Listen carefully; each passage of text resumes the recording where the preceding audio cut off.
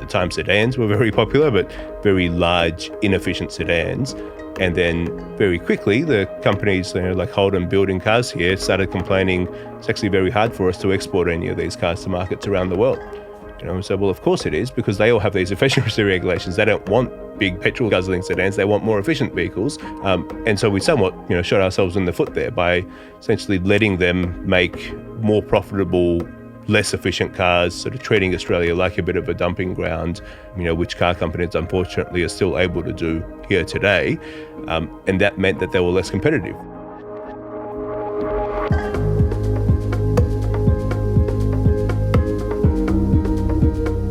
The battle to halt climate change is impacting most aspects of our day-to-day lives, right down to the cars we drive.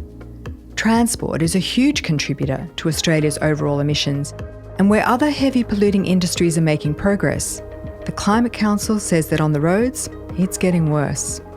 I'm Dr Juliet Bourke, and this is The Business Of, a podcast from the University of New South Wales Business School. If we can switch to greener, cleaner vehicles, we could really move away from our reliance on fossil fuels to get from A to B.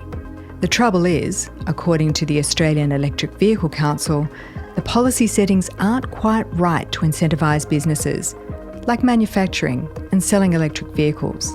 Behyad Jafari is the CEO of the Australian Electric Vehicle Council, and he's trying to change that. He's seen how a policy vacuum in Australia is hurting the EV industry and preventing people from getting behind the wheels of electric vehicles. So what lessons can he teach us about climate change and being at the forefront of a growing eco industry? The world leader in moving on electric vehicles has been Norway, and that is because they sort of acted before everyone else. I think where I'd most like to learn about what they're doing in electric vehicles is probably in California, where they are taking certain policy approaches to converting their public transport fleet, their heavy vehicle fleets, their light transport, their sort of car fleets. And I also see quite a lot of efforts, a lot of things that we try to learn from in Australia, and how do you promote that while ensuring that there's no divide? So how can you provide financial incentives that are targeted to charities or people in low incomes or not-for-profits? And because in Australia, something like 80% of people or 75% of people never buy new cars. They only ever buy second-hand cars. Now, there's only one way to make a second-hand car. You have to sell a new one. Now, how do we make sure we're successful in where most people actually apply in that sort of second-hand car market and getting, everyone able to convert and making sure that there's not a haves and have-nots when it comes to electric vehicles? So just want to take you to where we are in Australia with electric vehicles. You were obviously ahead of the curve. You had your electric vehicle 7 years ago. Where are we in Australia more generally? So we're in a position where, relative to the world, we've been behind, but we're very quickly catching up. So when I established the Electric Vehicle Council some 7 years ago, less than 1% of the new vehicles that we sold were electric. Now for roughly the past 3 years, we've been doubling the number of sales year on year, where just shy of 10%, between sort of 8.5% to 9.5%, depending on the month of new vehicles sold or electric. So that's been a pretty significant jump for us. Some 3 odd years ago, sort of when I started doing this work, when I was presenting to audiences, I would say that our market is 10 times behind the rest of the world, sort of on average, of where countries like us sit when it comes to electric vehicle adoption.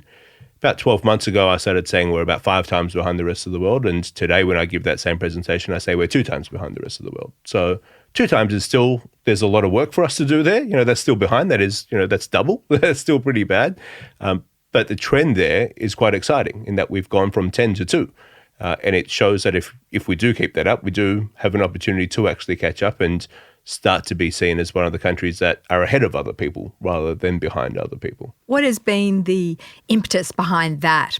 Yeah, over the years, there have been a steady, I would say, as a person doing it too slow, but a steady stream of sort of more positive developments on the government and sort of policy end of things, particularly over, and without being too political, particularly during the tenure of the last government, a lot of policies that were started from the state government end, so a federal government that was doing less on this, so state governments were filling in the gaps where they could, and that necessarily means, by being state governments, they can do less than a federal government can, but some of that support, not only direct policy support that they provided, but very importantly, the confidence that set to a market, to an industry, that has resulted in more models of electric vehicles being made available, so different shapes and sizes to suit people's needs. The difference of electric vehicles today and sort of being much more suitable to people's needs, increased range. We now, this year, for the first time, we went from having no models of electric vehicles that started under $40,000 to now having 3 under $40,000. So showing you just how dynamically this industry is changing. So lowering prices has certainly played a role. I think the biggest change that we see, and this is a bet that we made early on because we saw the same thing was true with rooftop solar panels, but it's that network effect of when you know somebody who has solar panels or an electric vehicle, your confidence in the technology goes through the roof.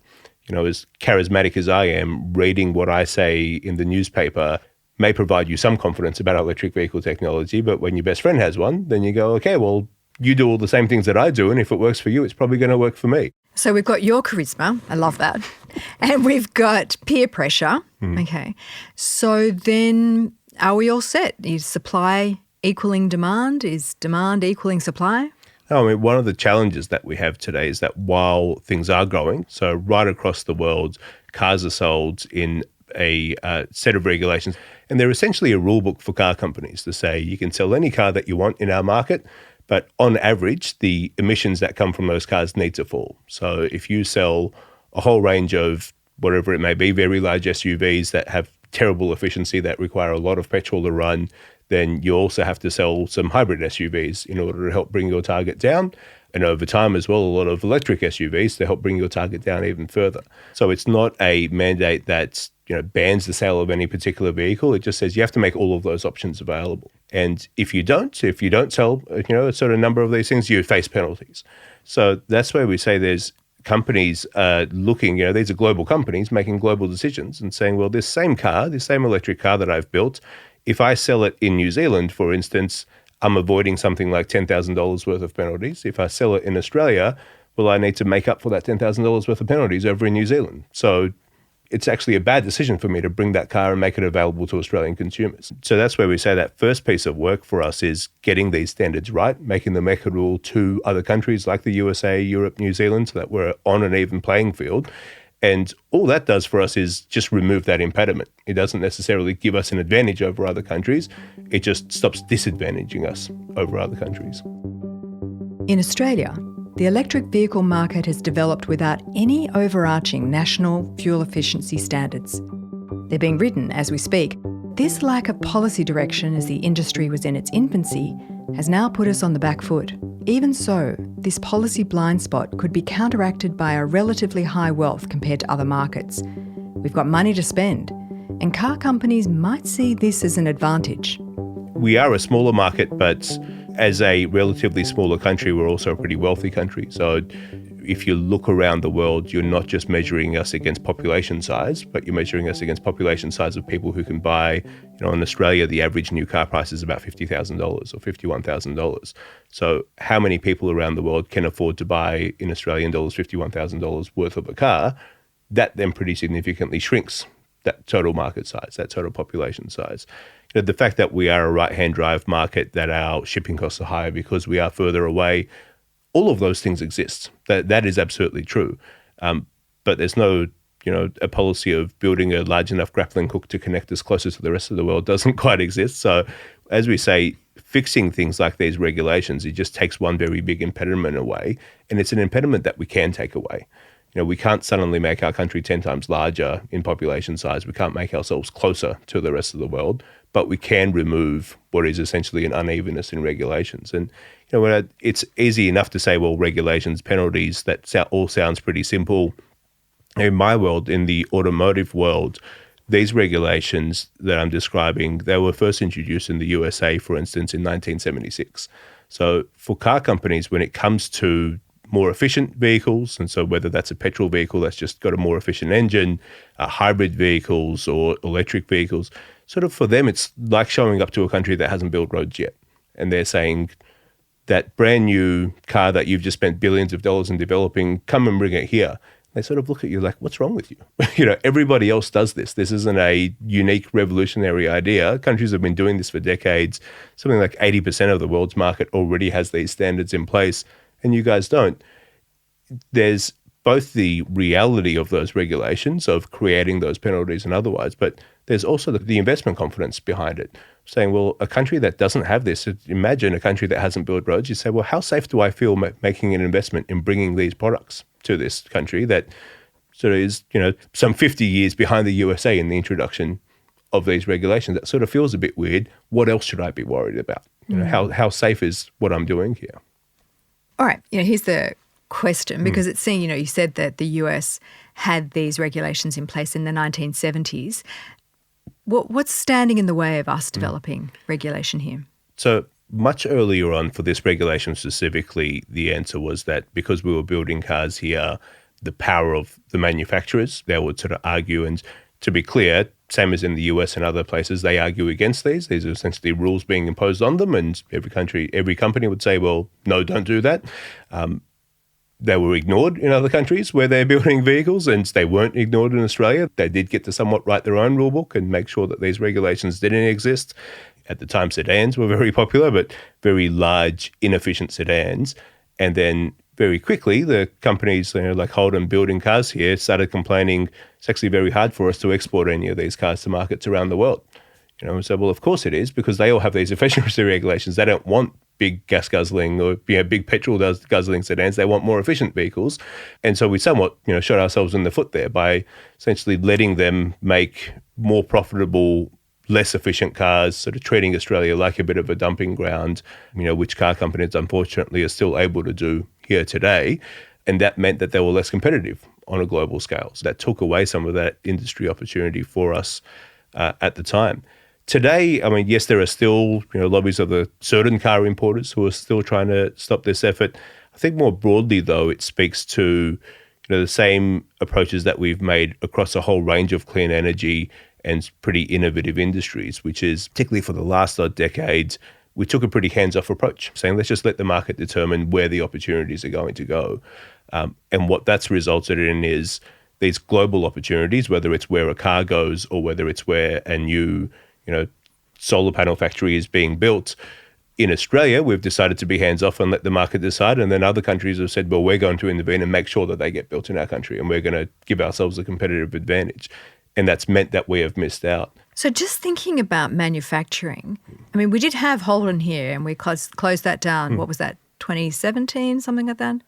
Can we recover from that? Will we ever have manufacturing back on our soil of electric vehicles? Yeah, so to be clear, we do manufacture heavy electric vehicles in Australia, and we still have a manufacturing industry for both diesel trucks, and that's now transitioning over to electric trucks. But then also importantly in that supply chain opportunity, the amounts of power required in batteries in order to fuel those trucks, for instance, that is enough to establish our own battery manufacturing or to sort of support our own battery manufacturing industry in Australia just to supply those trucks.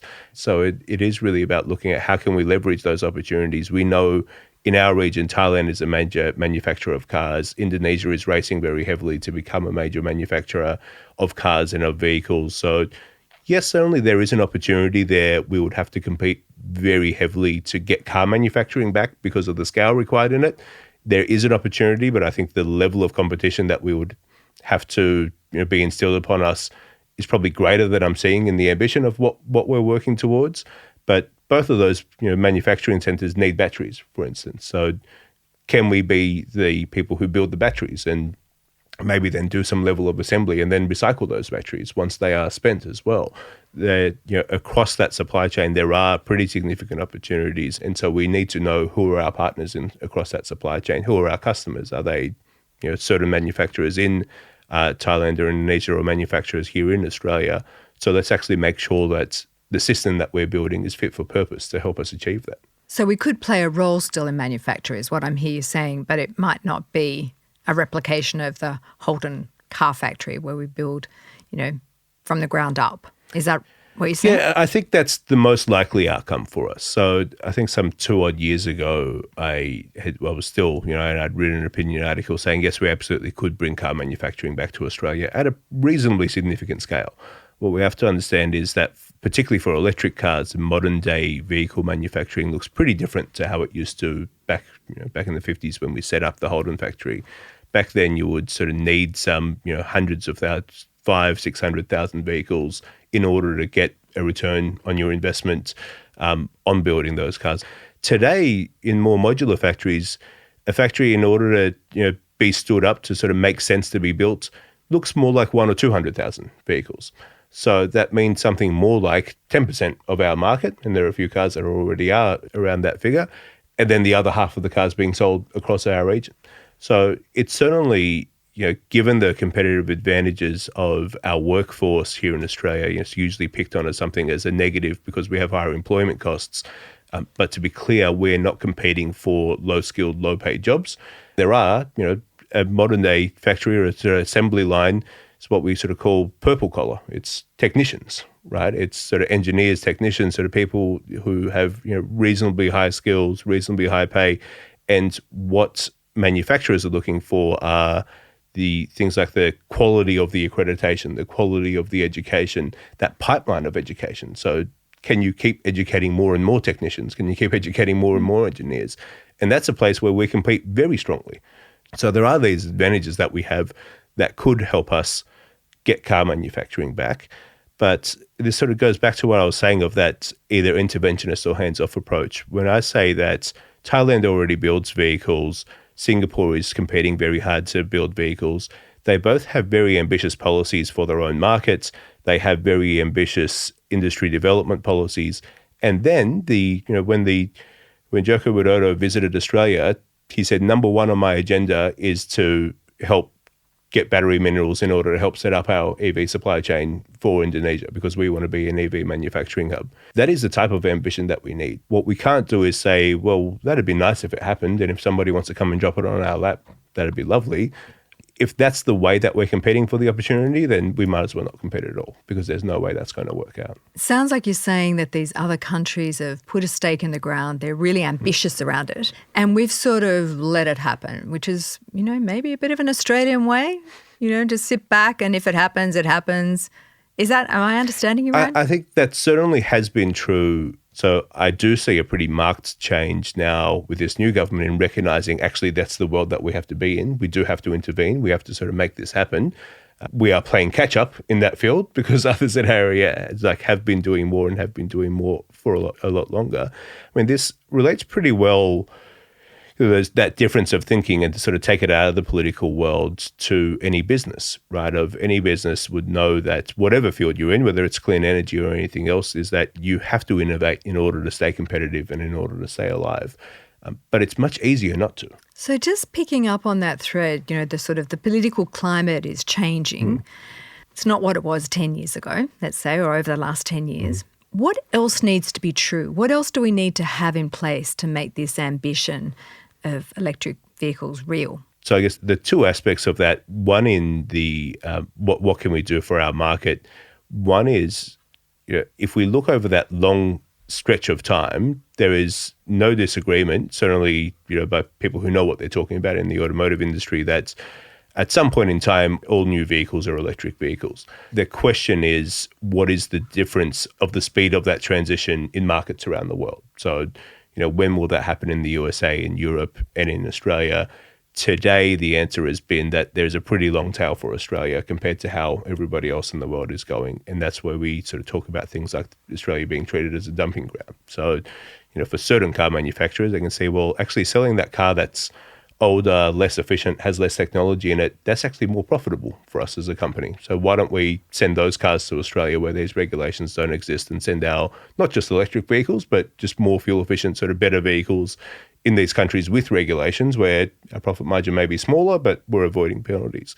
So, ensuring that we don't end up with those perverse outcomes for Australian drivers, for Australian consumers, some of that is up to us in the type of policies that we provide. It's about making electric car the obvious choice. It's about people not having to ask, well, where do I charge my car? The answer being, well, whatever the hell I want, because there's all these chargers around the place.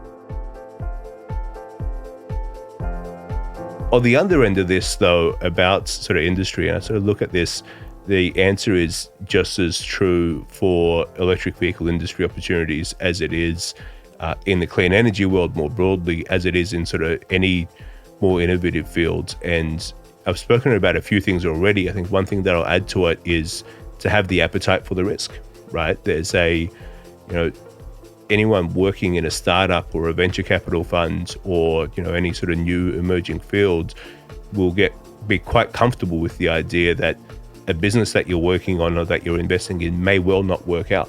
And that is the expected natural flow of things. You hope that your business works out, of course, but you are prepared for the eventuality that it may not, and that you have to be agile and go do something else, or that you have to shift what your business is in order to make it go do something else. When we talk about this at an economic level, at a sort of national level, it is understanding that we actually have to try things, and even if those things don't work out and we fail, there's actually a value to that failure, and there's a value to just trying things.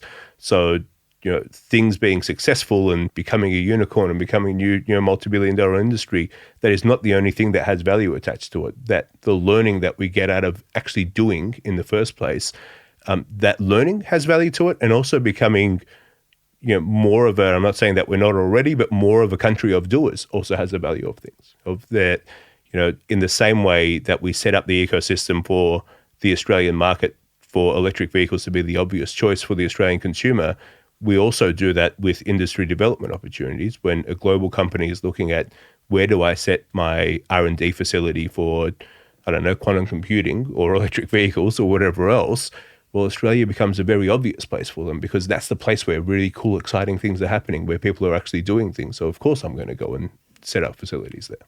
Well, let's just talk about infrastructure. I mean, that's real for some people. People who live in flats, people who live in houses without garages, people who can't be certain where they're going to park their car on the street. Yes, there are workplaces being set up with charging ports, but we're not the UK that has a charging port on every telegraph pole. So surely that's playing into some of the resistance. So yes, look, in a few ways. And when I say normalise it, this is what we're talking about, right? So how do we make this such an easy choice? And that's where, as I say, again, it comes down to building that confidence for investment. What is that company that builds those chargers, what are they looking for? Well, they want certainty around customers. They want certainty around, if I want to go and put an electric vehicle charger on that street pole, who do I have to deal with? Whose permission do I need? How would I get those permissions?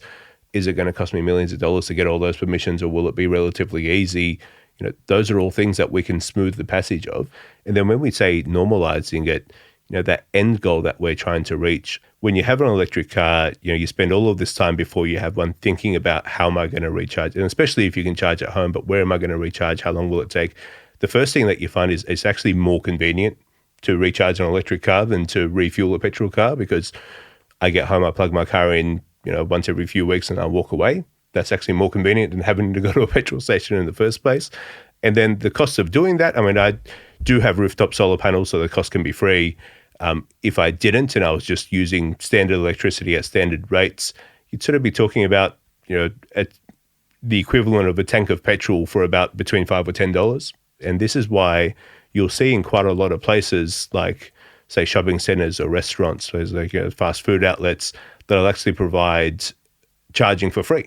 As I say, well, it costs me it's like a Wi-Fi kind of idea, that's right? Exactly free right. Wi-Fi, free electric charging. I'd rather have that customer in my store than bother charging them for this, because it costs me $2 to recharge their car. And don't forget, most of the time, I'm not fully recharging their car. I'm sort of topping up a little bit while they happen to be here.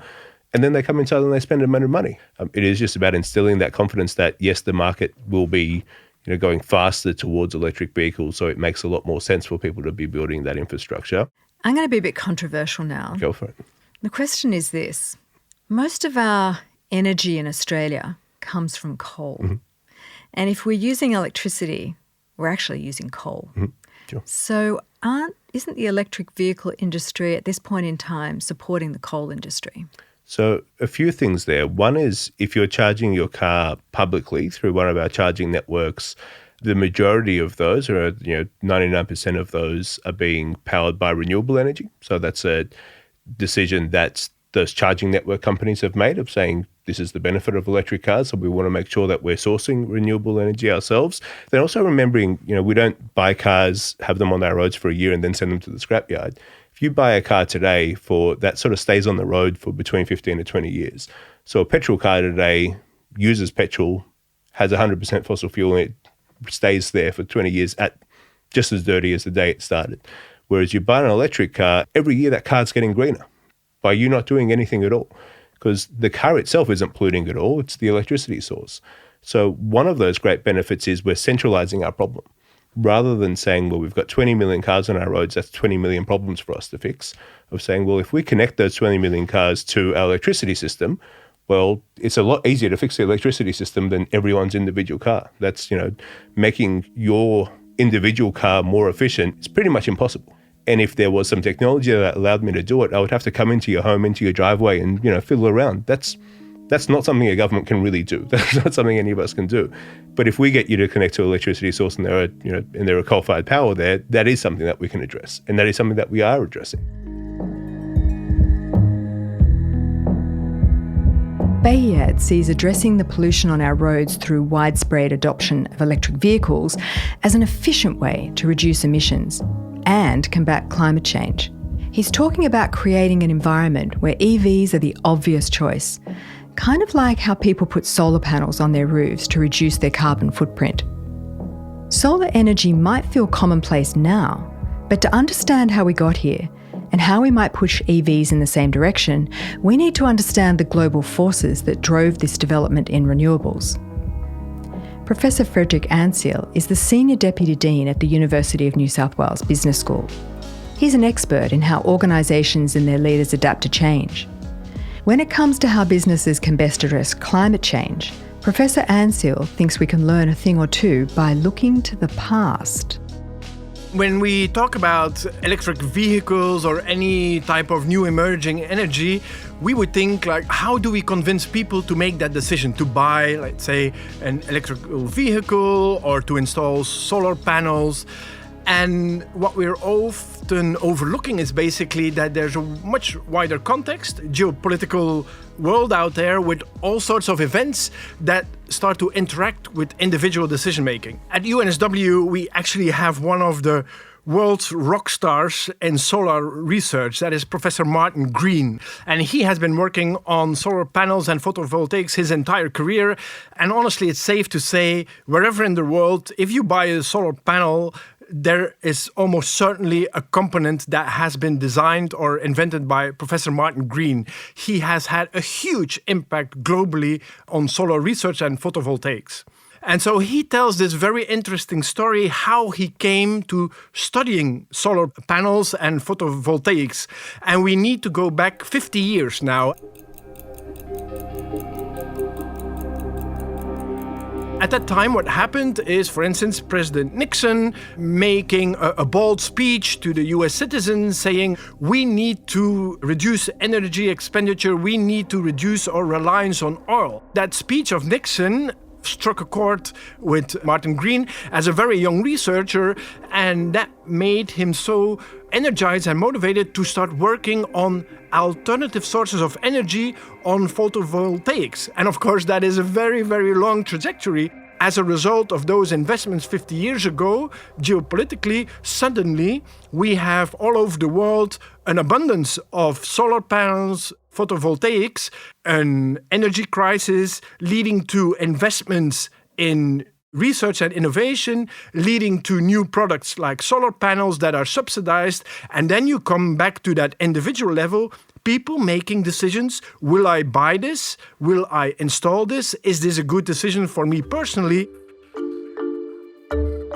So it's a very good question to think about. As a business leader, how do you respond to this? What does this mean, right? Because sometimes as a business leader, it feels that you can just respond, but no one has a crystal ball because let's say that the oil price going up as a result of tensions in Ukraine and tensions in the Middle East, that is something that will feed into inflation, that will feed into interest rates. And so all these things are connected. And so what you basically see when I'm now talking to business leaders is that they would say, it's very risky for us just responding.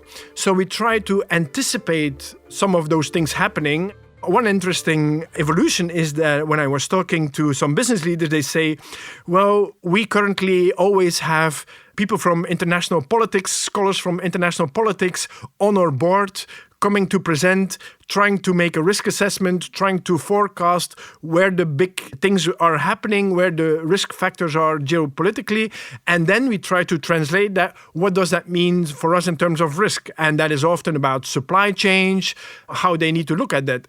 And what I'm hearing from a lot of business leaders is when they say about anticipating, they say, we want to de-risk. And de-risk means often that they want to increase the number of options they have. And so instead of being entirely reliant on, let's say, one supplier in one specific country, that they will reroute or redesign their supply chain, making sure that they have some supply chain that is closer to home, even in their own country, making sure that, for instance, they bring in some suppliers, that there's more a vertical supply chains that is within the company, that they are less reliant on others. And so what you see is basically that business leaders keep more options open or will expand the number of scenarios that they have because they know that there's currently too much risk in just putting their bet on one horse or two horses. Getting the policy settings right for businesses to effectively fight climate change is no easy feat. But like Professor Ansel says, it's about being aware of the opportunities around you. Behyad's first goal was, and still is, saving the planet. But as a savvy business leader, he saw an industry struggling to catch up and put his passions and skills to work. So if you're on a mission, don't forget to look up and around. What might seem like a localised problem is probably part of a whole network of competing interests and priorities. And if you're looking for step one, try Behyad's approach. Find the lowest hanging fruit, or solve the problem that fixes many, and put your foot down on the accelerator.